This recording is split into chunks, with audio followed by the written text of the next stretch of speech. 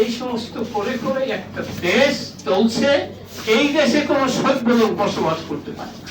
ওই মজুরি আমরা বাস্তবায়ন না করার কারণে গোটা পৃথিবীতে আজকে গজব নামে আসছে। আমার নবী 1400 বছর আগে নিম্নতম মজুরি ঘোষণা করে গিয়েছে।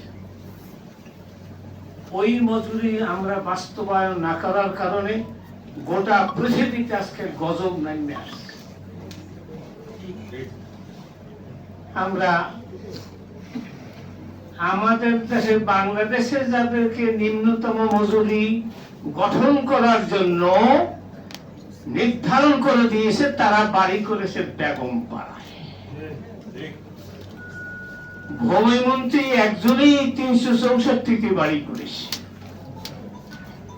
আবার নির্বাচনের সময়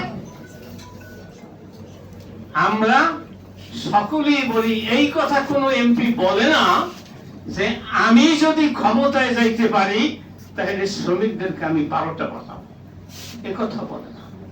বলে যে আমি যদি ক্ষমতায় যাইতে পারি একজন শ্রমিক গরিব থাকবে না, সব ধনী করে ভাববো আমরা।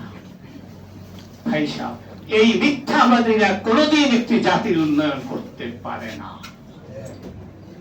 আমরা সেই মিথ্যার কথা বলছি, মিথ্যা আশ্বাস দিচ্ছি এবং ক্ষমতায় গিয়েও এই মিথ্যা থিওরি আমরা বাস্তবায়ন করছি।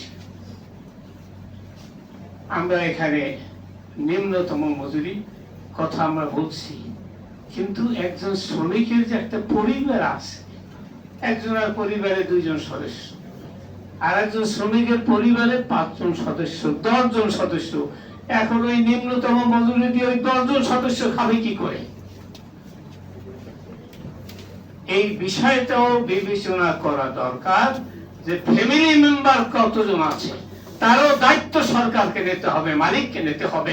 তাহলে না ইনসাফপূর্ণ কোন সমাজ হতে পারে না।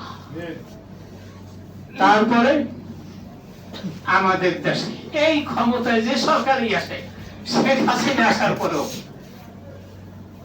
যারা কর্মচারী, যারা অফিসার, 100% তাদের ভাতা বাড়াতে হবে।